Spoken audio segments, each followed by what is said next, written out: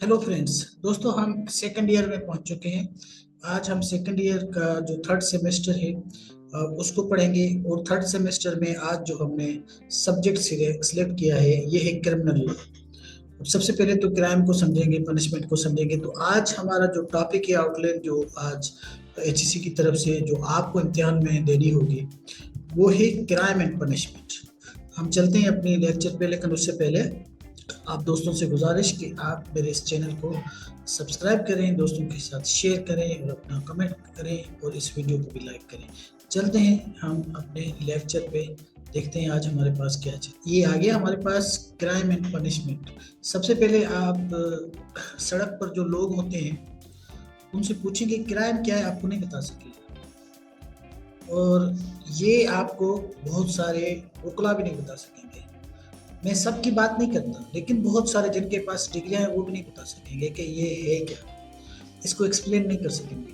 तो ये बहुत ज़रूरी है उन बच्चों के लिए जो अच्छे वकील बनना चाहते हैं और समझना भी चाहते हैं कि ये किस तरह की फील्ड है, और फिर इस फील्ड में एक जो इन्जॉयमेंट है वो भी करना चाहते हैं। ये जो लॉ की फील्ड है इसमें प्रोफेशनल बड़ा इन्जॉय करता है। It's one of the beautiful fields, ठीक है ना। इस जैसी और कोई फील्ड नहीं है। आपसे जो भी बात करेगा बड़ा रिस्पेक्टफुली बात करेगा। तो पहले आइए इसको समझते हैं। देखें, इस लेक्चर को समझने से आपके पास आप क्या क्या चीजें सीखेंगे। पहले उसका ऑब्जेक्टिव है, जरा लर्निंग ऑब्जेक्टिव, इसको जरा हम देख लेते हैं आज। Understanding meaning of the crime, जैसे मैंने आपसे इसकी कि बहुत सारों को नहीं पता, तो क्राइम समझेंगे हम लोग।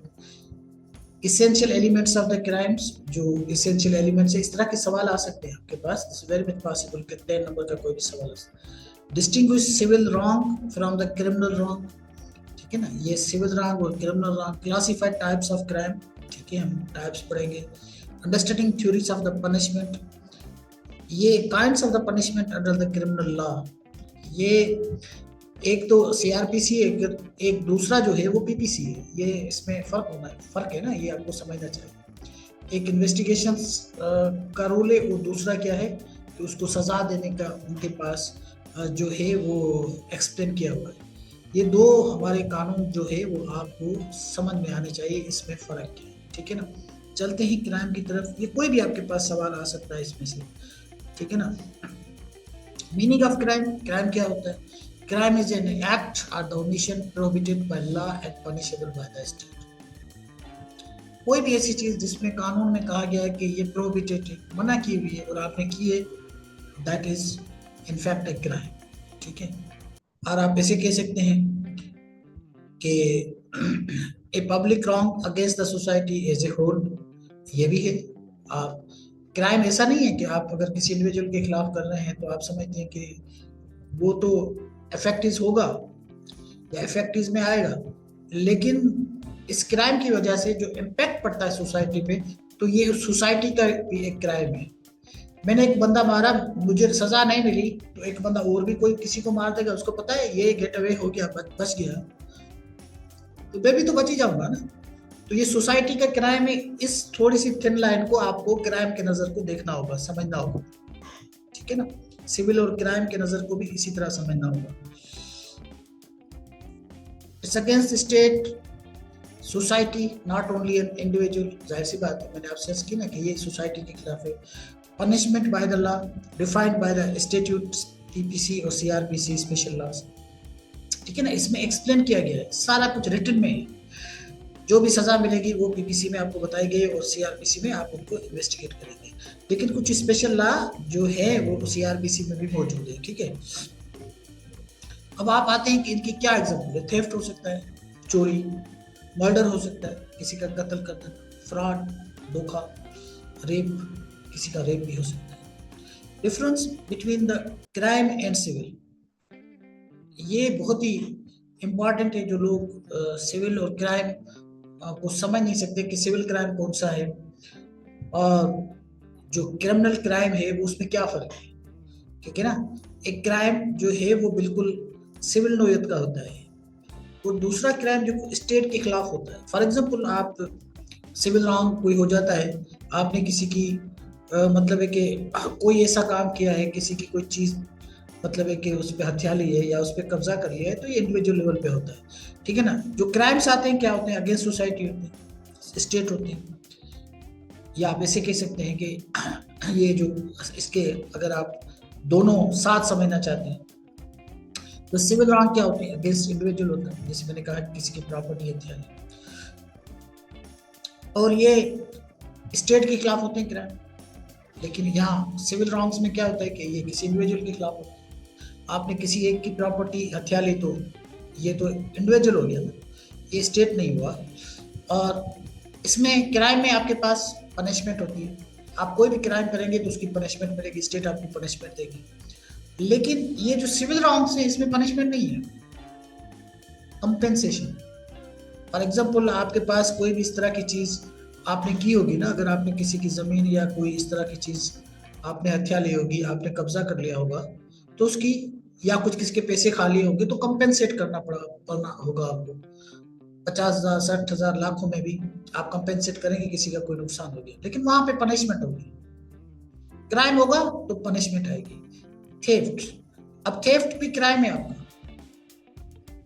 ये सिविल रॉन्ग नहीं है, ये क्रिमिनल एक्ट है। थेफ्ट चोरी है ना, लेकिन इस चोरी का इम्पैक्ट देखिए सोसाइटी में पड़ता है। मैं चोरी करके आ गया और मुझे कुछ नहीं हुआ, दूसरे भी चोर बनेंगे, इंटेंशन पता नहीं क्या थी, कल को वो किसी को कत्ल भी कर सकता, अगर उसको पकड़ा जाता तो वो मार भी सकता था किसी को। तो इसमें बहुत फर्क है। लेकिन इसका जो सिविल रॉन्ग है वो breach of the contract.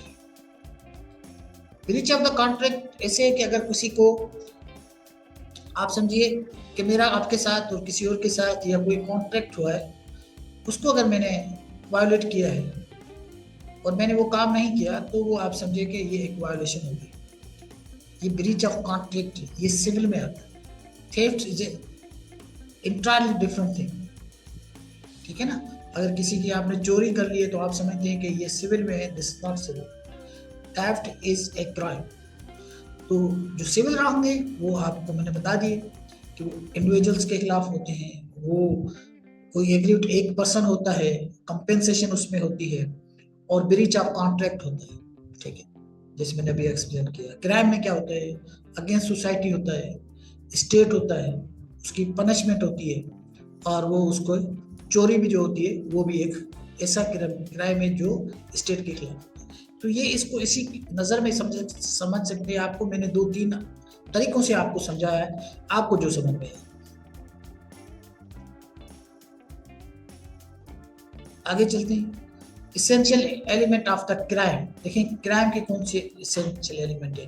The crime consist of the 2 main elements, actus reus और ये गिल्टी एक्ट है, फिजिकल एक्ट और the illegal omission must be voluntarily. ये समझना चाहिए आपको।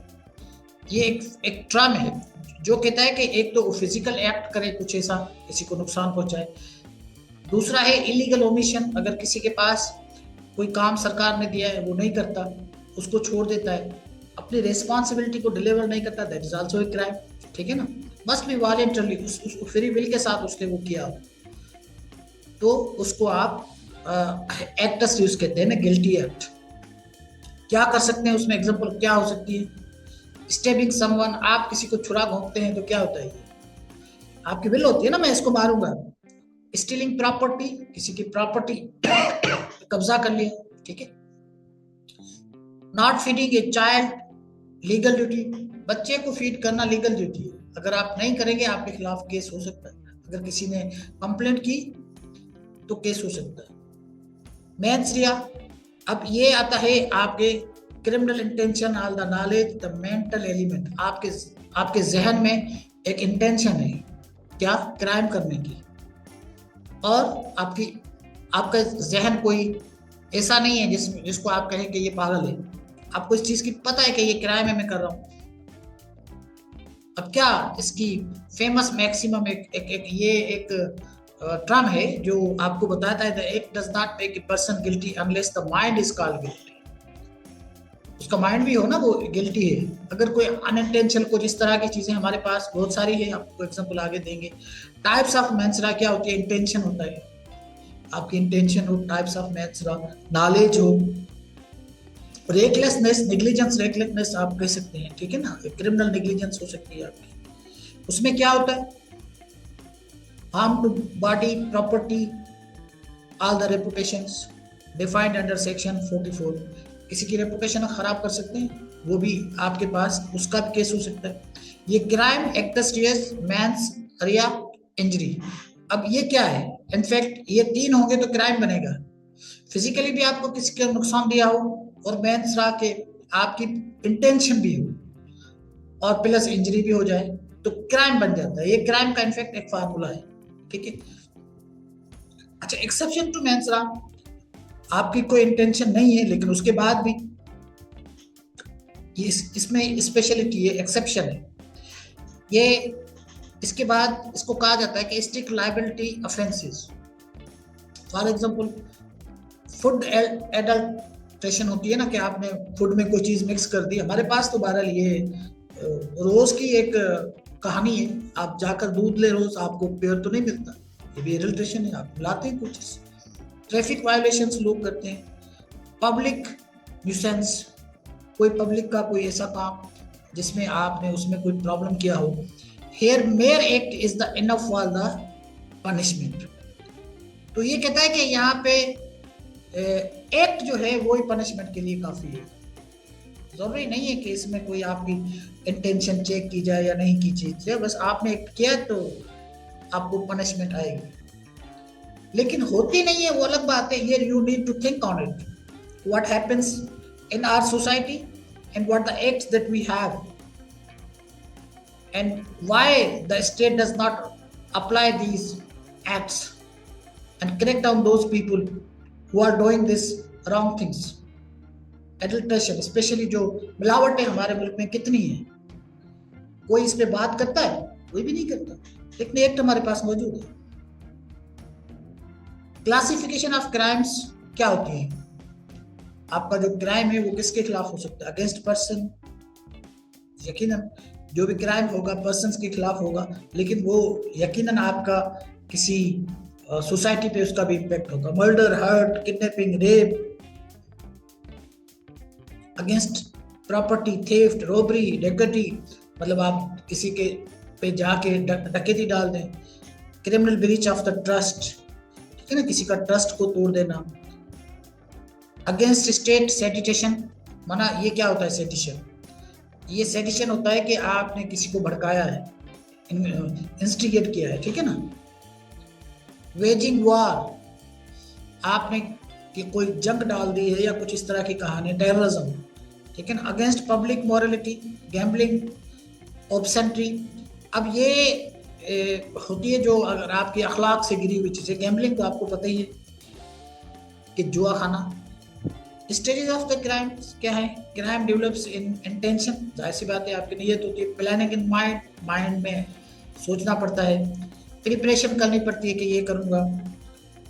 अरेंजिंग टूल्स, अगर किसी को कत्ल करना है। अटेम्प्ट, जाके करना। डायरेक्ट मूवमेंट टूवर्ड्स क्राइम, ठीक है ना, खुद करता है।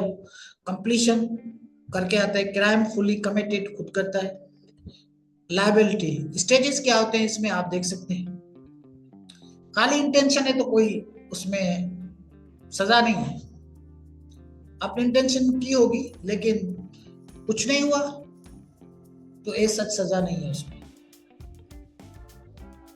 प्रिपरेशन, कुछ आपका मिल गया कोई चीज, ए सच उसमें भी सजा नहीं है। अटेम्प्ट सजा है इसकी, और कंप्लीशन तो जाहिर सी बात है उसकी सजा है। अब आते हैं पनिशमेंट पे। Punishment is the penalty imposed by law upon person guilty of an offence. कोई भी बंदा अगर उस ऑफेंस साबित हो गया कि इसने किया है तो उस पे ऊपर जो भी सरकार करेगी, लॉ करेगा, वो पनिशमेंट है। उसका मकसद क्या होता है? Maintain law and order. आप लॉ एंड ऑर्डर तो स्टेट को मेंटेन करना है, अदरवाइज तो सारे आके ये गंद मचा देंगे, हर कोई गलत काम करेगा। प्रोटेक्ट सोसाइटी, सोसाइटी को आपको रोकना होता है, सोसाइटी में इस तरह के क्राइम को। रिफॉर्म ऑफेंडर्स, ऑफेंडर्स को रिफॉर्म करना है कि भैया आइंदा ऐसी हरकत ना करेगा। Theories of the punishment, punishment किस तरह की होती है? रिट्रिब्यूटिव थ्योरी, रिवेंज थ्योरी, ये बात हो रही है पुराने दौर की, अब डिप्लीट हो गई है बहुत सारे मुल्कों में। ये पुराना जो इस्लामिक दौर था उसमें ये इस तरह की थी, आई फॉर एन आई, आंख किसी की निकल गई तो उसकी भी आंख निकालनी है, ठीक है ना। क्रिमिनल मस्ट सफर, किसी के बाजू काट दो, ये बहुत ही आउटडेटेड है, अब ये होता नहीं है कहीं भी। हाँ, सऊदी अरबिया में शायद या किसी और मुल्क में हाथ काटे जाते हैं, अदरवाइज हाथ काटने वाला कंसेप्ट अब खत्म हो चुका है, या आंखें तो कम से कम नहीं काट निकालते, ठीक है ना, ये बहुत ही पुराना दौर है। डेटरेंट थ्योरी, ये क्या है, पनिशमेंट टू क्रिएट फियर, आप उनको इतनी सजा दे कि उस सोसाइटी में भी एक फियर पैदा हो और उस बंदे में भी फियर पैदा हो कि मैं ऐसा काम दोबारा नहीं करूंगा। अब इसमें बहुत सारे एग्जांपल्स हैं, प्रिवेंट अदर्स फ्रॉम क्राइम, जैसे दूसरे न करें, डेथ पेनल्टी है, हैवी फाइन्स हैं।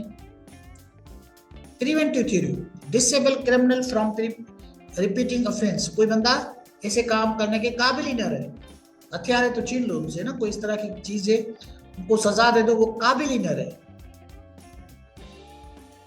मेथड क्या है, इम्प्रिजमेंट, डेथ सेंटेंस, काबिल मार देंगे तो जाहिर सी बात है सोसाइटी से क्राइम खत्म हो जाएगा, क्रिमिनल मर जाएगा अगर किसी का मर्डर किया है। अच्छा, ये अब रिफॉर्मेटिव थ्योरी है, ये मॉडर्न एज की थ्योरी है, जो डेवलप्ड कंट्रीज है वहाँ पे तकरीबन ये चलता है।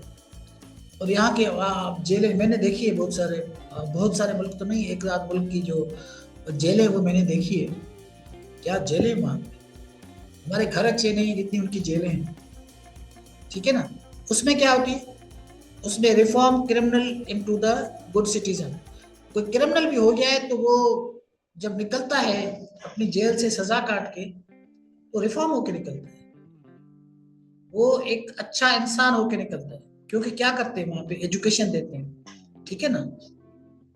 प्रोबेशन पीरियड होता है, उनको बताते हैं कि इस पीरियड में आपको कुछ नहीं करना, पेरोल पे आज़ाद भी कर देते हैं, काउंसलिंग करते हैं, बहुत सारे लोगों के मसाइल होते हैं मेंटल इलनेस के और बहुत सारे ऐसे इश्यूज, तो ये भी होता है कि आपको वो लोग इस तरह की ट्रीटमेंट करते हैं कि, और ये मोस्ट एक्सेप्टेड है बाकी दुनिया में। टाइप्स ऑफ पनिशमेंट, देखिए ये क्या है, according to Pakistan penal code, मैंने कहा ना कि इस पे सारा कुछ, death penalty for heinous crimes, murder और टेररिज्म, इम्प्रिजमेंट, रिगोरस, उनको सजाएं दी जाती है कि काम करते हैं, हार्ड लेबर कराते हैं उनसे।